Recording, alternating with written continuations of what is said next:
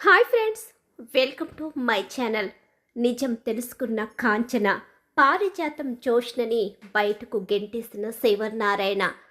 మరి ఇదంతా ఎలా జరగబోతుందో వీడియోలో అయితే తెలుసుకుందాం. వీడియో అయితే చూస్తున్నారండి, కానీ సబ్స్క్రైబ్ మాత్రం చేసుకోవడం లేదు.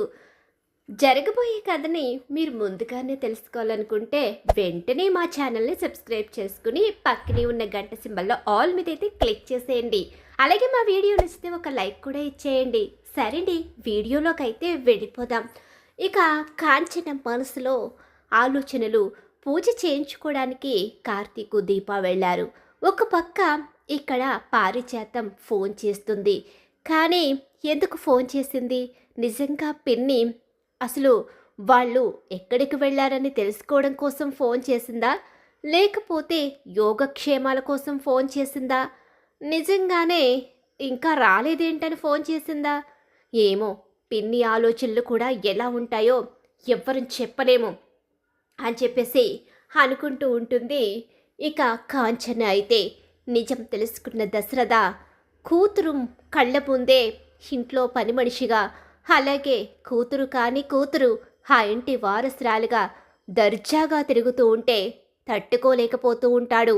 అలా అని దీపకిచ్చిన మాట తప్పి నిజం బయట పెట్టలేక ఎప్పుడు సుమిత్రకి ఆపరేషన్ అవుతుందో, ఎప్పుడు నిజం బయటపడుతుందో, సుమిత్ర ఆరోగ్యం త్వరగా కోలుకోవాలి అని చెప్పి, భగవంతుడా నా కూతుర్ని ఇంతకాలం అనాథని చేశావు, ఇకనైనా నా కూతురు ఈ ఇంటికి ఈ వంశానికి వారసురాలుగా గొప్పగా బ్రతకాలి, తన కళ్ళల్లో కన్నీళ్లు కాదు ఆనందాన్ని చూడాలి, తన జీవితం అంతా సంతోషంగా క్షేమంగా అందరం కూడా బాగుండేలా దీవించు తండ్రి.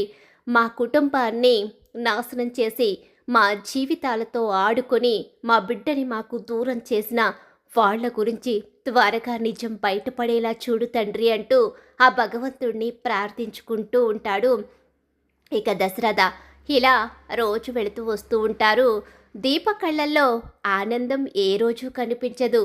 ఏదో కొద్దిగా తండ్రికి తన గురించి తెలిసిందని ఏదో సంతోషం, కానీ ఒక పక్క కడుపులో బిడ్డని పోగొట్టుకుంటున్నాననే బాధ కూడా తనకి ఎక్కువగానే ఉంటుంది. ఈ నిజాన్ని ప్రస్తుతానికి దశరథకి కూడా తెలవనివ్వరు దీపా కార్తీకు ఇద్దరు కూడా. ఇక ఇలా జరుగుతూ ఉంటుంది. వీళ్ళ మొహాల్లో నిజమైన సంతోషం ఎందుకు లేదు?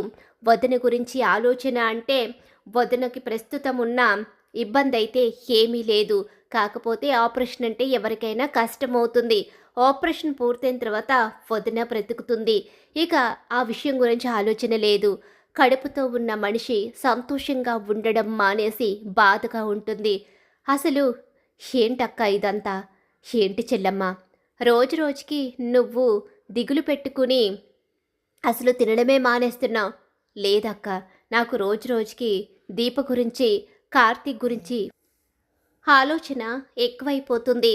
అసలు వాళ్ళ మొహాల్లో తల్లిదండ్రులమే అవుతున్నామన్న సంతోషం నాకెక్కడా కనిపించడం లేదు. ఏదో కోల్పోతున్నామన్న బాధే కనిపిస్తుంది. అందుకే నాకు దిగులు ఎక్కువగా ఉంటుంది. ఏంటక్క? ఏమో, నాకు అర్థం కావడం లేదు చెల్లమ్మ. కార్తీక్ బాబు ఏం చేసినా కుటుంబాల మంచి కోసమే చేస్తాడు, కాబట్టి కార్తీక్ బాబు విషయంలో నమ్మకం ఉంచి చెల్లమ్మ అని చెప్పేసి ఇక అక్కడి నుంచి వెళ్ళిపోతుంది అనసూయ. ఈలోగా దీప కార్తీకు అయితే బెడ్ మీద కూర్చొని మాట్లాడుకుంటూ ఉంటారు. బావా, నాన్నకైతే నిజం చెప్పేశావు, కానీ ఇప్పుడు అత్తకి ఎలా నిజం చెప్పగలం? ఏం మాట్లాడుతున్నావు మరదలా? అవును బావా. ఈలోగా కాంచన వాళ్ళ గది వైపు వెళుతూ ఉంటుంది. ఇక అత్తకి కడుపులో బిడ్డని పోగొట్టుకుంటున్నామన్న నిజం తెలియాలి కదా. అంతా అయిపోయిన తర్వాత తెలిస్తే అత్త నన్ను ఎప్పటికీ క్షమించదు. కనీసం మేనకోడలుగా కూడా నన్ను క్షమించదు. తన వదినైనా నా కన్న తల్లిని కాపాడుకోవడం కోసమే కడుపులో బిడ్డని త్యాగం చేస్తున్నానన్న నిజం తెలియకపోయినా కనీసం కడుపులో బిడ్డ పరిస్థితి బాగోక బిడ్డని తీయించుకుంటున్నానని ఏదో ఒక అబద్ధమైన అత్తకి చెప్పాలి కదా. నాన్నకైతే నేనే తన కన్న కూతుర్నని నిజాన్ని చెప్పేశావు. ఇప్పుడు నాన్న హ్యాపీగానే ఉన్నాడు, కానీ నన్ను ఆ ఇంటి పని మనిషిలా చూడలేక బాధపడుతున్నాడు. ఇక అది వేరే విషయం, కానీ ఇప్పుడు అత్త పరిస్థితే నాకు భయంగా ఉంది. నిజం తెలిస్తే ఏమవుతుందో అని కంగారుగా ఉంది. జోష్న ఆ ఇంటి అసలు వారసురాలు కాదు.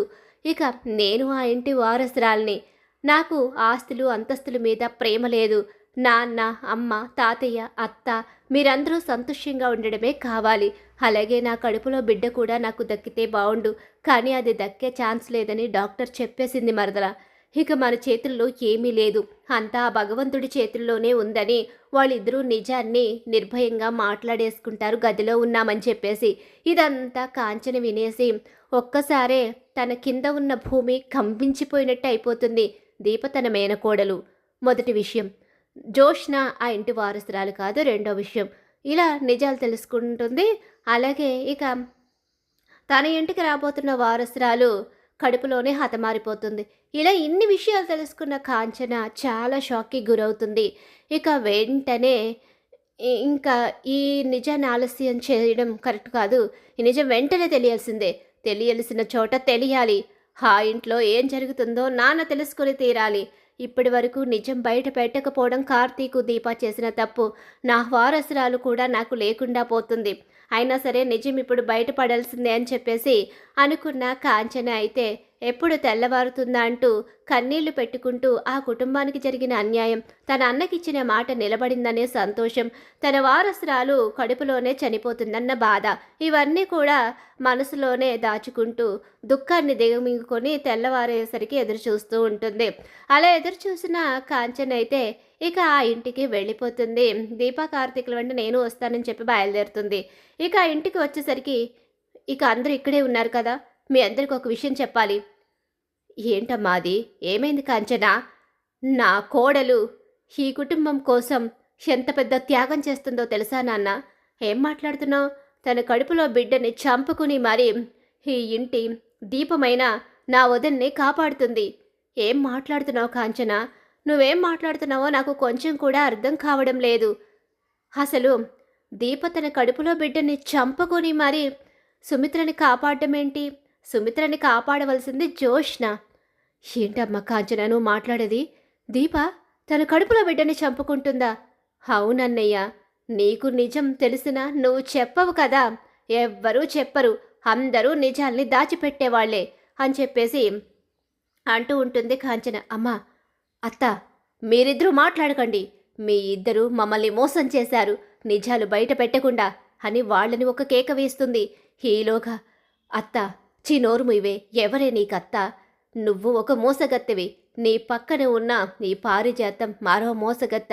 ఇద్దరూ కలిసి నా పుట్టింటిని మోసం చేసి మరి ఈ ఇంట్లో తిష్ట వేశారు. ఈ ఇంటి వారసత్వాన్ని మీరు కాజేయాలని, ఈ ఆస్తిని దక్కించుకోవాలని ప్లాన్ చేసి ఈ ఇంటి వారసురాలైన నా కోడలు, నా మేనకోడలు దీపకి అన్యాయం చేశారు. మిమ్మల్ని చూస్తుంటే చంపేయాలన్నంత కోపంగా ఉంది అని చెప్పి కాంచన విరుచుకు పడిపోతుంది. కాంచన, నువ్వు చెప్పేది నిజం నాన్న?